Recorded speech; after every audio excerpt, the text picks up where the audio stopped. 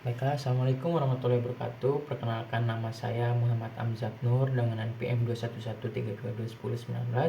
Saya dari kelas A1 Prodi Teknik Informatika angkatan 22. Di sini saya akan mempresentasikan tugas besar saya, yaitu keamanan data dan informasi untuk memenuhi persyaratan UAS saya. Di sini kita diberikan materi atau tugas mengenai dengan kriptografi. Jadi pada poin-poin kriptografi kita membuat kelompok untuk menjelaskan atau menerjemahkan poin-poinnya.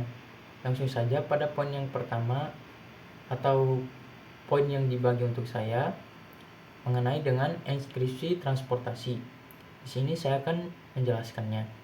Baiklah, langsung saja. Di sini saya mendapatkan inskripsi transportasi. Pada inskripsi transportasi tidak seperti fitur inskripsi pekerjaan, pencadangan, dan rekaman.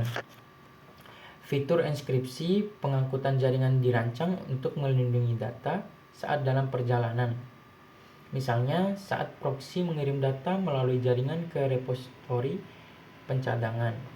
Data dapat diinskripsi di antara dua titik ini meskipun inskripsi tingkat pekerjaan belum diaktifkan. Fitur ini terutama berguna saat jaringan antara sumber dan target tidak terpercaya, misalnya saat mengirim data melalui internet. Nah, pada inskripsi di sini ada cara-cara pengiriman data melalui jaringan, yaitu menggunakan protokol VPN yang aman, HTTPS, nirkabel atau WEP atau WPA, dan selanjutnya ada pertukaran kunci in band versus out of band. Nah, pada poinnya in band melalui jaringan atau kunci publik, dan kedua ada out of band, tidak dapat mempercayai jaringan atau kunci rahasia. Pada poin selanjutnya ada kunci sesi atau sementara. Pada poinnya proses pembentukan kunci, contoh penggunaan kunci sesi. Selanjutnya ada kerahasiaan maju sempurna. Pada poinnya elemen kunci dari kerahasiaan maju sempurna. Selanjutnya ada proses implementasi PVS. Selanjutnya manfaat kerahasiaan maju sempurna. Nah, di sini saya akan menjelaskan mengenai dari serangan kriptografi yang pertama atau satu. Nah, pada serangan kriptografi satu ini, untuk menguraikan data transkripsi tanpa otorisasi, untuk menyamar sebagai seseorang atau organisasi dengan mengambil tanda tangan atau sertifikat digitalnya. Selain itu, pembacaan sandi yang tidak berbahaya dilakukan pada sistem inskripsi dengan tujuan mencoba mendeteksi kelemahan dalam teknologi. Siapapun, dari amatir yang paling tidak tahu apa-apa hingga kriptografer terbaik, dapat menciptakan suatu algoritma yang dia sendiri tidak dapat menghancurkan. Itu bahkan tidak sulit. Ya, yang sulit adalah menciptakan algoritma yang tidak dapat dipecahkan oleh orang lain. Bahkan setelah analisis bertahun-tahun, dan satu-satunya cara untuk membuktikannya adalah dengan menganalisis algoritma tersebut selama bertahun-tahun oleh para kriptografer terbaik, seperti Bruce Schneier. Dia adalah seorang kriptografer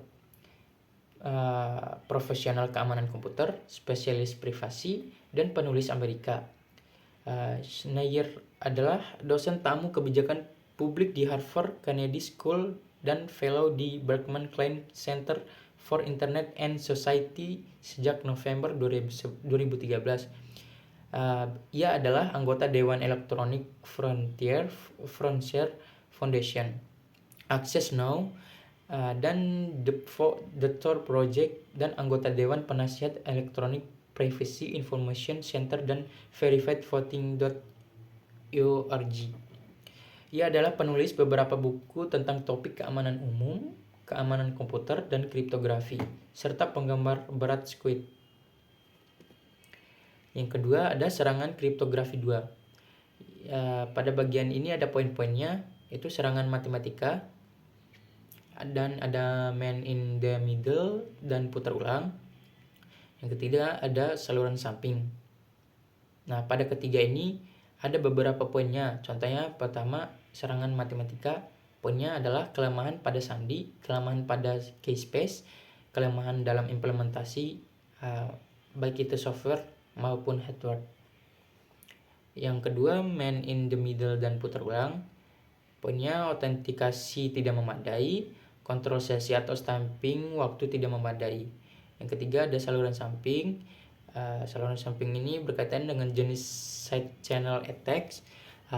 Terus yang kedua, maksud saya selanjutnya elemen yang terlibat dalam side channel attacks. Terus perlindungan terhadap side channel attacks. Nah, pada poin selanjutnya ada steganografi. Di sini ada beberapa poin mengenai steganografi, yaitu yang pertama ada saluran rahasia LSB, sistem pencegahan pemalsuan atau tanda air atau yang biasa dikenal dengan printer either watermark. Pada poin yang pertama saluran rahasia mengenai pada steganografi itu ada beberapa definisi. Ada media yang digunakan, teknik steganografi, keamanan, aplikasi deteksi dan analisa, pertimbangan dan etis. Pada bagian selanjutnya ada LSB atau sedikit yang paling tidak signifikan. Dia meliputi prinsip dasar, proses penyembunyian, kapasitas penyembunyian, contoh teknik LSB, keamanan dan deteksi, keuntungan dan kerugian.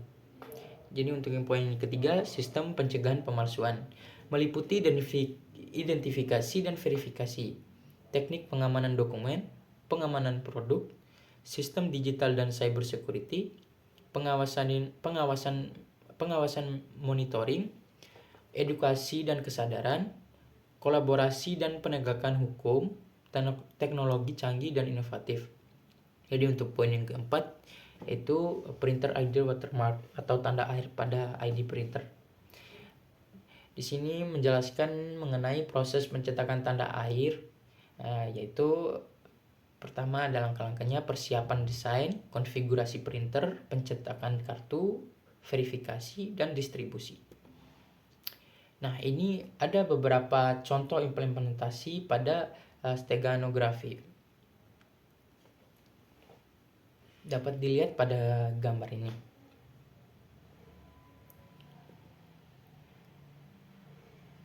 Nah, jadi untuk selanjutnya di sini ada review pada steganografi. Itu untuk memahami pengguna kriptografi untuk memastikan kerahasiaan, integritas, autentifikasi, dan non-penyangkalan. Selanjutnya ada identifikasi dan bedakan teknologi dan penggunaan inskripsi hashing, simetris dan asimetris. Selanjutnya ada pilih metode kriptografi yang sesuai untuk skenario tertentu. Dan di sini ada laboratorium labs 5 pada steganografi.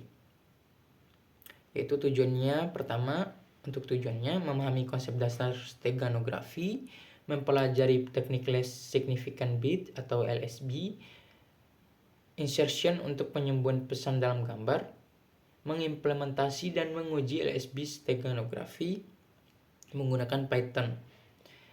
Jadi untuk selanjutnya poinnya peralatan yang dibutuhkan. Jadi peralatannya apa aja sih yang dibutuhkan? Itu dengan menggunakan komputer dengan bahasa pemrograman yang sudah terinstall, contohnya seperti Python. Dan yang kedua ada pustaka Python. Jangan menginstal pil pada extension Python dengan keywordnya min spasi pil version. Maksud saya min spasi pil spasi version. Dan selanjutnya di sini akan mencetak atau menciptakan pil Python Imaging Library atau PILO. Dan selanjutnya poin terakhir di sini ada langkah-langkahnya.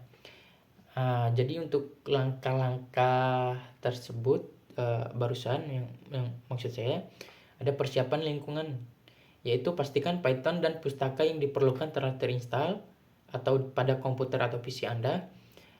Terus dapat menginstal Pillow menggunakan pip pada CMD atau kode editor lainnya. Jadi poinnya di sini, untuk meningkatkan keamanan, Anda dapat menggabungkan steganografi dengan enskripsi sehingga pesan yang disembunyikan dalam gambar dan juga dienskripsi terlebih dahulu. Poin yang kedua, pertimbangkan untuk menggunakan gambar dengan resolusi tinggi untuk menyembunyikan pesan yang lebih besar tanpa mengurangi kualitas gambar secara signifikan.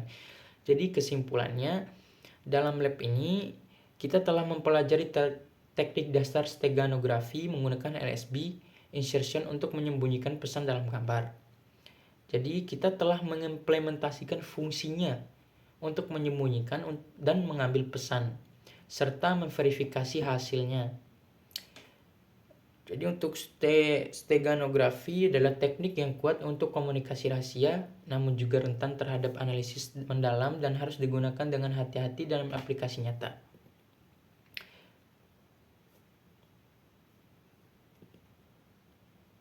Baik, mungkin itu saja yang dapat saya presentasikan atau yang dapat saya jelaskan. Kurang lebih atau gimananya saya mohon maaf. Wabillahi taufiq wal hidayah. Wassalamualaikum warahmatullahi wabarakatuh.